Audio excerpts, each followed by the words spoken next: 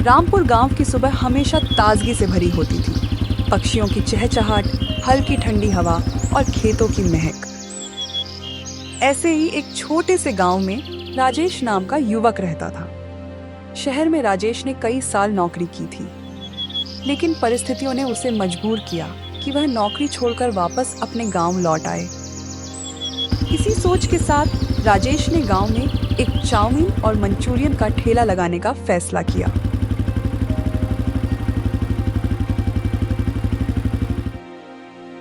शाम को जब गांव की चौपाल के पास उसने पहली बार ठेला लगाया तो लोग उत्सुक नजरों से उसे देखने लगे।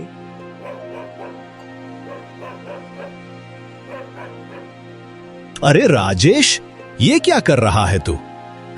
नौकरी चाकरी छोड़कर अब ये नूडल्स बेचेगा? काका, शहर में तो हर गली में चाउमीन के ठेले मिलते हैं। सोचा क्यों ना गांव वालों को भी इसका स्वाद चखाया जाए। वाह राजेश भैया, कितनी अच्छी खुशबू आ रही है। जरा एक प्लेट मुझे भी देना। राजेश ने बड़ी लगन से पहली प्लेट बनाकर पूजा को दी। पूजा ने चखते ही आंखें बड़ी कर ली। अरे वाह, ये तो बहुत स्वादिष्ट है। बिल्कुल होटल जैसा। अच्छा, हमें भी एक प्लेट दे बेटा। देखते हैं शहर का खाना कैसा होता है। कुछ ही देर में उसके ठेले पर भीड़ लग गई। सब एक एक प्लेट लेकर चख रहे थे और तारीफ कर रहे थे। राजेश के चेहरे पर संतोष की मुस्कान थी। पहली ही शाम उसका ठेला हिट हो गया था। रात को जब राजेश घर लौटा तो उसकी माँ दरवाजे पर खड़ी इंतजार कर रही थी। बेटा, कैसा रहा पहला दिन? माँ, सबने इतना पसंद किया कि मैं खुद भी यकीन नहीं कर पा रहा। लगता है गांव में मेरी नई पहचान बनने वाली है। भगवान करे तेरी मेहनत रंग लाए। याद रखना बेटा, ईमानदारी और स्वाद ही तेरी सबसे बड़ी ताकत है। उस रात राजेश ने आसमान की ओर देखते हुए सोचा, आज की शुरुआत छोटी है, मगर एक दिन मेरा ठेला ही मेरी पहचान बनेगा। अगले दिन सुबह राजेश पूरे जोश के साथ उठा। उसने मन ही मन ठान लिया था कि आज से उसका ठेला गांव में एक नई पहचान बनाएगा। आज का दिन आसान नहीं होगा, पर अगर कोशिश नहीं की तो जीत कैसे मिलेगी। शाम होते ही राजेश अपना ठेला उसी जगह ले आया। वह तवे पर तेल गर्म कर ही रहा था कि दो ग्राहक आ पहुंचे। अरे भाई, तुम्हारे नूडल्स की खुशबू तो बहुत बढ़िया आ रही है। कितने रुपए की एक प्लेट है? बस 50 रुपए की है भाई। 50 रुपीज? ये तो बड़ी महंगी है। उधर एक और ठेला लगा है, वही नूडल्स 40 रुपए में बेच रहा है। नहीं भाई, मैं सस्ता बेचूंगा तो मुझे कोई मुनाफा नहीं बचेगा। रहने दो, हम वहीं जाकर खाते हैं। दोनों ग्राहक वहां से चले गए। राजेश का चेहरा उदास हो गया। इसी बीच उसके पुराने परिचित शंकर काका पास आए। राजेश बेटा, उधर देख, उस ठेले पर कितनी भीड़ लगी है और तेरे यहाँ कोई नहीं। काका, वो मुझसे सस्ती प्लेट बेच रहा है, इसी वजह से लोग उसकी तरफ जा रहे हैं। बेटा, धंधा करना है तो कुछ नया करना पड़ेगा, वरना भीड़ हमेशा सस्ते वाले की तरफ ही जाएगी। कुछ अलग सोचो। राजेश सोच में डूबा ही था कि तभी एक रिक्शा उसके सामने से गुजरा। रिक्शे पर बैठा आदमी हाथ में चिकन वाले मोमोज का पैकेट लेकर जा रहा था। अरे भाई, ये क्या लगा रहे हो? चिकन मोमोज है भैया, चाहिए क्या? हाँ, एक प्लेट दे दो। राजेश ने मोमोज चखे तो उसके दिमाग में तुरंत एक नई रोशनी कौंधी। अगर मैं सिर्फ साधारण नूडल्स बेचूंगा तो लोग सस्ते ठेले पर चले जाएंगे। क्यों ना मैं चिकन नूडल्स शुरू करूं? स्वाद भी अलग होगा और पहचान भी। राजेश उत्साहित होकर बाजार की तरफ निकल गया। उसने मसाले, सब्जियां और चिकन के दाम पूछे। घर लौटकर देर रात तक वह हिसाब लगाता रहा।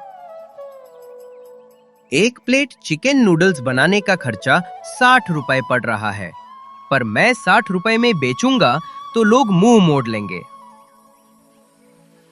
वह गहरी सोच में पड़ गया। ₹50 की प्लेट कोई नहीं खरीद रहा, अब ₹60 की कौन खरीदेगा? लेकिन अगर कल मैं प्रमोशन के तौर पर आधे दाम यानी ₹30 में दूं और सबको पसंद आ गया, तो बाद में ₹60 पर भी बिकेगा। वो मुस्कुराया और माँ के पास जाकर बोला, माँ, कल मैं कुछ नया करने जा रहा हूँ। बेटा, ध्यान रखना, नुकसान ना हो जाए। चिंता मत करो माँ, कभी कभी बड़ा जीतने के लिए छोटा रिस्क लेना ही पड़ता है। रात को जब राजेश बिस्तर पर लेटा तो उसकी आंखों के सामने भीड़ भाड़ वाला ठेला, खुश ग्राहक और खुशबूदार चिकन नूडल्स घूम रहे थे। कल का दिन मेरे लिए नया अध्याय खुलेगा, या तो जीतूंगा या सीखूंगा। सुबह की पहली किरण के साथ ही राजेश उठ बैठा। आज का दिन उसके लिए खास था।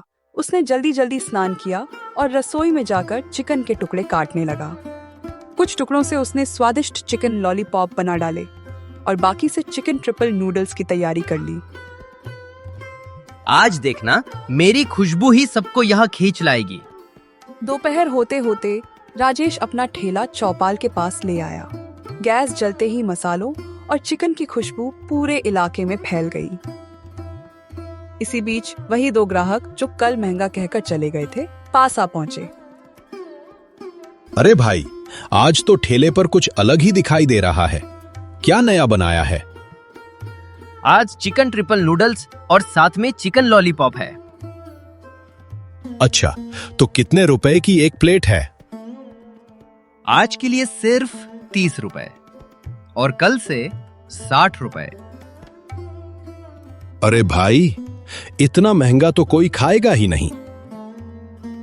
बस आज खाकर देख लो, फिर खुद बताना कल आओगे या नहीं। चलो भाई, 2 प्लेट लगा दो। राजेश ने पूरे मन से मसाले और चिकन डालकर गर्मा गर्म नूडल्स तैयार किए और सामने रख दिए। दोनों ग्राहकों ने जैसे ही पहला कौर मुंह में डाला, उनकी आंखें चमक उठी। अरे वाह, ये तो कमाल का स्वाद है। सच कहूं तो इतने अच्छे नूडल्स तो उस दूसरे ठेले वाला भी नहीं देता।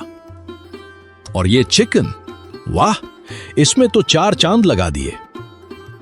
भाई, हम तो हर रोज यहीं आएंगे। ₹60 की प्लेट भी हमें मंजूर है। हाँ, अब तो हमारी शाम तुम्हारे ठेले पर ही कटेगी। इतना सुनकर राजेश का चेहरा गर्व से खिल उठा। थोड़ी ही देर में वहां भीड़ लग गई। बच्चे, बड़े और नौजवान सब चिकन नूडल्स का स्वाद लेने जुट गए। ठेले के पास शोरगुल मच गया। तभी शंकर काका भीड़ चीरते हुए पहुंचे। अरे राजेश, तुमने तो कमाल कर दिया। सारे लोग तुम्हारे ठेले पर उमड़े पड़े हैं। आखिर किया क्या तुमने? काका, बस नूडल्स में चिकन मिला दिया और स्वाद दुगना हो गया।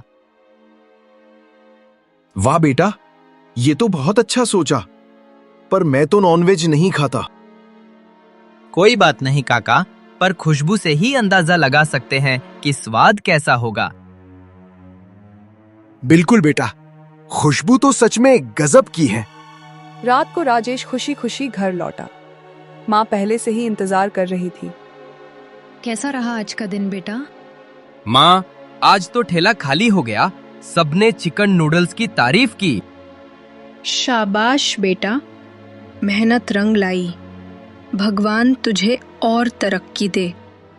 आज की जीत छोटी है, असली सफर तो अभी शुरू हुआ है। सुबह का सूरज अभी उगा ही था जब राजेश ने देखा कि माँ बिस्तर से उठी ही नहीं थी। वह चिंतित होकर पास आया। माँ, क्या हुआ? अभी तक उठी क्यों नहीं? तबीयत तो ठीक है ना? बेटा, बस सिर में दर्द है और बहुत ठंड लग रही है। नहीं माँ, अब ठेला छोड़ो, मैं आपको तुरंत अस्पताल ले चलता हूँ। गांव के अस्पताल ले जाने पर डॉक्टर ने जांच की और बोला, तुम्हारी माँ को ब्रेन में चोट है, तुरंत ऑपरेशन करना होगा। क्या? Brain injury? और ये कैसे? ऑपरेशन का खर्च सुनकर राजेश के पैरों तले जमीन खिसक गई। 20,000 रुपीज? मेरे पास तो सिर्फ 5,000 रुपए है, बाकी कहाँ से लाऊं? फिर उसने काका से पैसे मांगे और हॉस्पिटल में जमा कर दिए। डॉक्टर ने उसी दिन ऑपरेशन किया।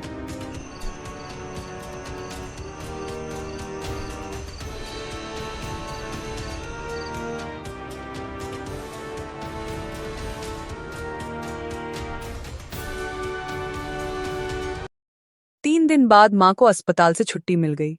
घर लौटते ही माहौल में राहत फैल गई।